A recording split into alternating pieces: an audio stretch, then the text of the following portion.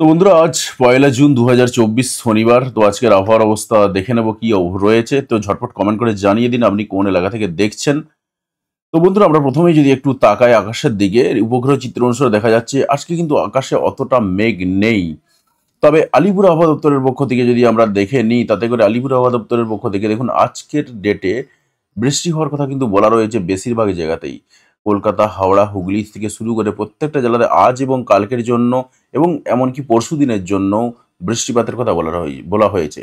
এমনকি বলতে পারা যায় যে একদম 7 তারিখ পর্যন্ত কিন্তু বৃষ্টিপাতের সতর্কতা জারি করা রয়েছে বা বৃষ্টিপাত হবে সেরকম কথাই বলা রয়েছে। পাশাপাশি যদি নর্থ বেঙ্গলটা দেখে নিই, নর্থ বেঙ্গলেও কিন্তু রয়েছে একদম একটানা 7 তারিখ পর্যন্ত বৃষ্টিপাতের কথা বলা রয়েছে। এবং সতর্কতার দিক থেকে যদি দেখে নিই, এখনো পর্যন্ত 2টো দিন, কোথাও কোথাও ক্ষেত্রে 3টে দিন, কোথাও কোথাও এমনকি একদম 5 দিনের জন্য বৃষ্টিপাতের সতর্কতা জারি করা রয়েছে। স্বাভাবিকভাবেই কিন্তু বৃষ্টি হওয়ার সম্ভাবনা কিন্তু এটা থেকেই যাচ্ছে। তো আমরা যদি প্রথমে একটু বৃষ্টি দেখার চেষ্টা করি যে কোথায় কীরকম বৃষ্টি রয়েছে, একটু বৃষ্টির পরিমাণের দিকটা ফোকাস করব এবং পরের 12 ঘন্টার মধ্যে যদি আমরা দেখি যে কোথায় বৃষ্টির সম্ভাবনা রয়েছে, তাতে করে দেখা যাচ্ছে দেখুন এদিকে আমরা জামশেদপুরের দিক থেকে যেমন বৃষ্টি পাচ্ছি, পাশাপাশি পুরুলিয়ার দিক থেকে বৃষ্টিপাত পাওয়া যাচ্ছে। অর্থাৎ 12 ঘন্টার মধ্যে কিন্তু পুরুলিয়ার বলরামপুরের দিক থেকে বৃষ্টিপাতের সম্ভাবনা রয়েছে, বোকারোর দিক থেকে বৃষ্টিপাতের সম্ভাবনা রয়েছে। অর্থাৎ পুরুলিয়ার কিছু কিছু অংশে বৃষ্টিপাতের সম্ভাবনা কিন্তু আমরা পাচ্ছি। বাকি অন্যান্য জায়গাগুলোতে যদি দেখে নিই, কোথাও কোথাও সামান্য সামান্য বৃষ্টিপাত রয়েছে, সব জায়গাতেই কিন্তু মারাত্মক বৃষ্টিপাতের সেভাবে সম্ভাবনা পাওয়া যাচ্ছে না। এবারে যদি আমরা একটু উত্তরবঙ্গে চলে যাই, সেখানেও কিন্তু পাওয়া যাচ্ছে। কৃষ্ণগঞ্জের পাশাপাশি যদি আমরা একটু দেখে নিই, অর্থাৎ উত্তর দিনাজপুরের দিক থেকে, সেখানে কিন্তু কৃষ্ণগঞ্জের দিক থেকে, ইসলামপুরের দিক থেকে কিন্তু বৃষ্টিপাত ভালো মাত্রায় পাওয়া যাচ্ছে। অর্থাৎ 12 ঘন্টায় কিন্তু ব্যাপক পরিমাণে বৃষ্টিপাত হবে। পাশাপাশি যদি আমরা বাংলাদেশের দিকে তাকাই, সেখানেও কিন্তু দেখা যাচ্ছে যে এদিকে দেবীগঞ্জ, বোদা, ঠাকুরগাঁও, এই সমস্ত এলাকার দিক থেকে, পীরগঞ্জ, পুরো এলাকা জুড়ে, অর্থাৎ রংপুরের বিরাট বড় একটা অংশ জুড়ে বৃষ্টিপাতের সম্ভাবনা রয়েছে। গোটা রংপুর জুড়েই কিন্তু ব্যাপক পরিমাণে 12 ঘন্টার মধ্যে বৃষ্টিপাতের সম্ভাবনা রয়েছে, একদম এদিকে চর রাজীবপুর পর্যন্ত। পাশাপাশি আমরা বৃষ্টিপাত আরও পাচ্ছি এদিকে, যদি আমরা আসামের দিকে চলে যাই, সেখানেও কিন্তু বৃষ্টিপাত পাওয়া যাচ্ছে। এছাড়া কোচবিহারের দিক থেকে যদি চলে আসি, কোচবিহার, আলিপুরদুয়ার, এই সমস্ত এলাকার দিক থেকেও কিন্তু বৃষ্টিপাত রয়েছে। ধূপগুড়ির দিক থেকেও ব্যাপক বৃষ্টিপাতের সম্ভাবনা রয়েছে। পাশাপাশি আমরা বৃষ্টিপাত পাচ্ছি সিলেটের দিক থেকে, অর্থাৎ 12 ঘন্টার মধ্যেই কিন্তু বৃষ্টিপাত হওয়ার সম্ভাবনা বেশ কিছু জায়গাতে থেকে যাচ্ছে। পাশাপাশি এই জায়গাতে যদি তাকাই আমরা, এটা কোথায়, এটা উড়িষ্যার দিক থেকে বৃষ্টিপাত পাচ্ছি আমরা। তো এই দিকটা আর অতটা ফোকাস করছি না। তো আমরা 12 ঘন্টার মধ্যে দেখলাম, 24 ঘন্টার মধ্যে কোথায় কীরকম বৃষ্টিপাতের সম্ভাবনা রয়েছে যদি একটু দেখে নিই, তাতে করে কিন্তু দেখা যাচ্ছে যেটা আরও বেশ কয়েকটা এলাকা হয়তো আমরা পাবো। তবে পশ্চিমবঙ্গের পুরুলিয়ায় পাওয়া যাচ্ছে। পশ্চিমবঙ্গের পুরুলিয়া ছাড়া অন্যান্য এলাকাগুলোতে হালকা গুঁড়ি গুঁড়ি হয়তো বৃষ্টিপাত রয়েছে, যেটা 0.125 মিলিমিটার রয়েছে। ওভারঅল বলতে পারি প্রত্যেকটা জেলাতেই, দক্ষিণবঙ্গের প্রত্যেকটা জেলাতেই কিন্তু আগামী 24 ঘন্টার মধ্যে বৃষ্টিপাতের সম্ভাবনা রয়েছে। তবে বৃষ্টিপাতের পরিমাণটা কিন্তু খুব কম হবে। দেখুন 1 মিলিমিটার, 0.1 মিলিমিটার, 1.2 মিলিমিটার এরকম দেখাচ্ছে।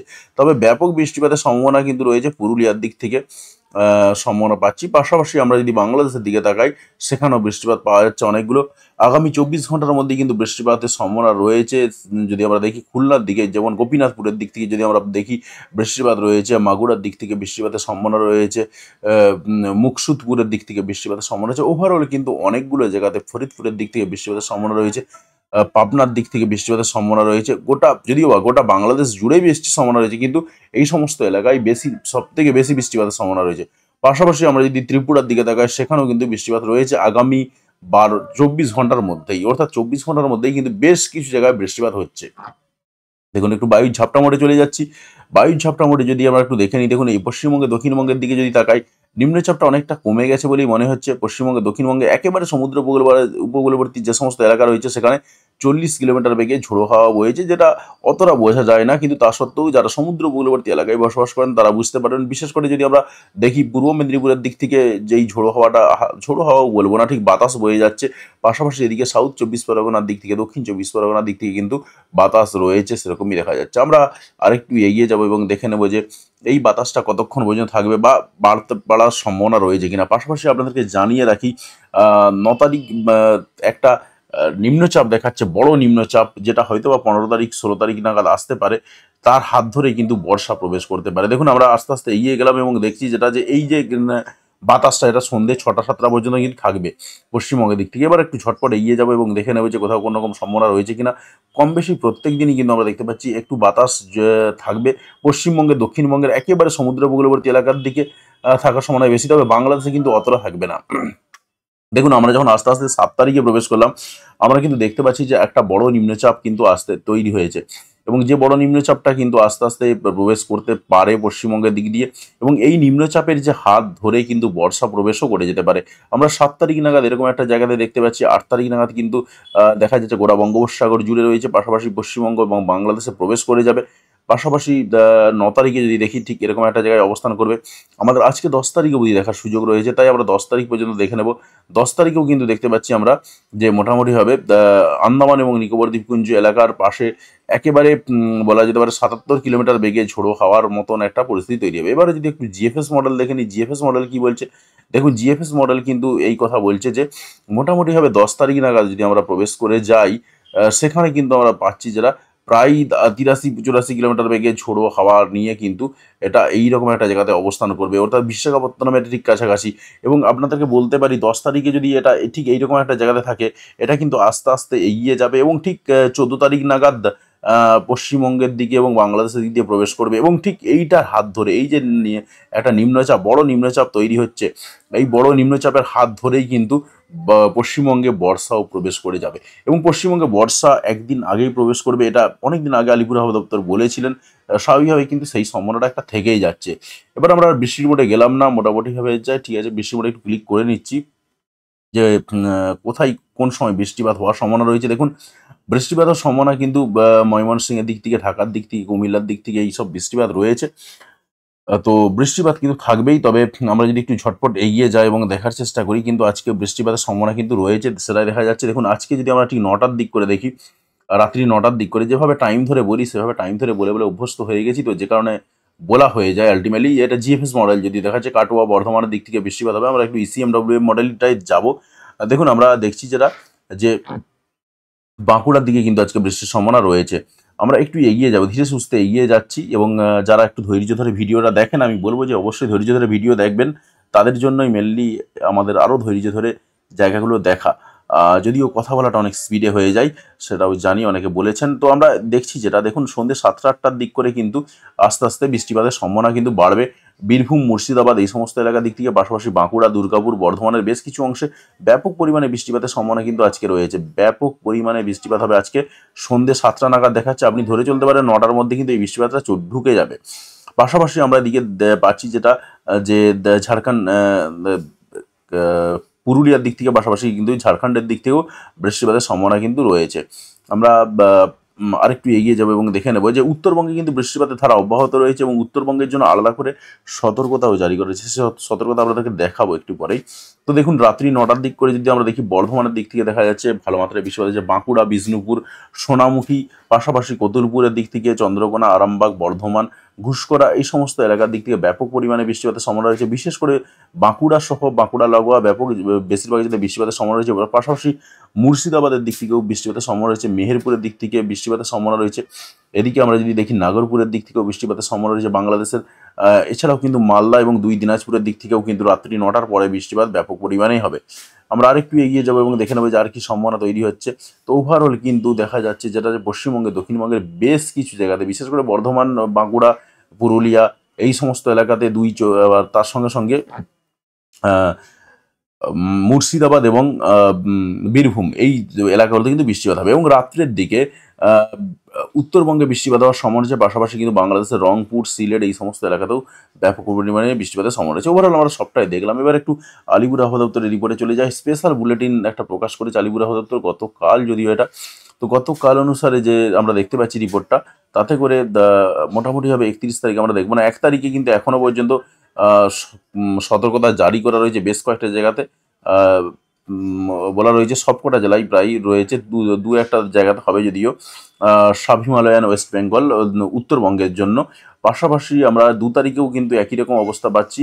আলিপুরদুয়ার ডিস্ট্রিক্ট রয়েছে, কোচবিহার রয়েছে, তার সঙ্গে আবার আরও বেশ কয়েকটা রয়েছে, দার্জিলিং, জলপাইগুড়ি, কালিম্পং, নর্থ দিনাজপুর এই সমস্ত এলাকাতে ওভারঅল কিন্তু সব জায়গাতেই বৃষ্টিপাতের সতর্কতা হচ্ছে। এবার সাউথ বেঙ্গলটার দিকে যদি তাকায়, ভালো বৃষ্টিপাত হওয়ার সম্ভাবনা রয়েছে পূর্ব এবং পশ্চিম মেদিনীপুরের দিকে।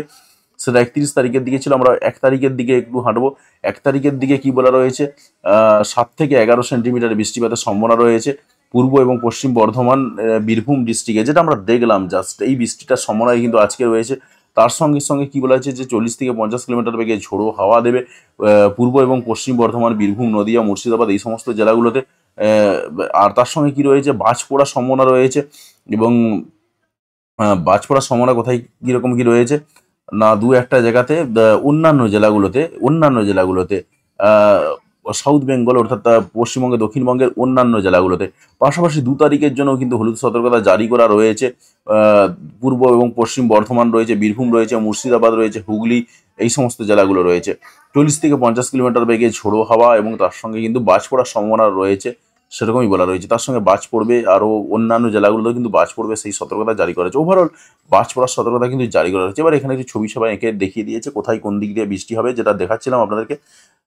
এই এলাকাগুলোতে বৃষ্টিপাত হওয়ার সম্ভাবনা কিন্তু ভালো মাত্রাতে রয়েছে। যদি আমরা দেখি এটা 1 তারিখের ডেটে, 1 তারিখে অর্থাৎ আজকের ডেটে যেটা বলা রয়েছে ভালো বৃষ্টিপাত হওয়ার সম্ভাবনা রয়েছে, সেটাই যে বর্ধমান, বীরভূম, তার সঙ্গে আহ, পুরুলিয়া, বর্ধমান, বীরভূম এই সমস্ত জেলাগুলোর কথা বলা হয়েছে। যদি আমরা পুরুলিয়া ওখানে দেখেছি,